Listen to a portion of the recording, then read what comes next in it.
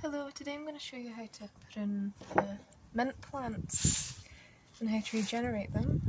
So you can see here that this mint plant is a bit past its best. This is a peppermint plant here. See, its leaves are going a bit faded now because it is August now, so this is about the time of month or time of year that I cut them back to regenerate them. So I bring that closer. You can see that there is new bits of growth starting here, which is the node of the plant, and you can see that it's starting to regenerate from the bottom. So what you'll do is you'll just cut it back to the base. This also works for a lot of herbaceous plants that you have in your garden, like phlox, alstroemeria, daisy, or leucanthemums they're also called. So I'll just cut this all the way back to the new growth. Try and make it look tidy as you can. So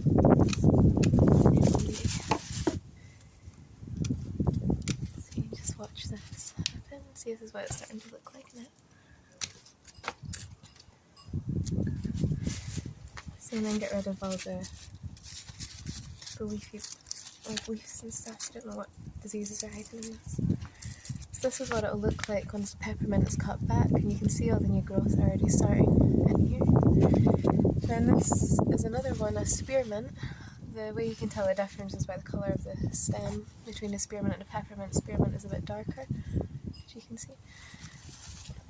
And this has a really good example, as it's got all this new growth at the base. So we'll just cut that back as well.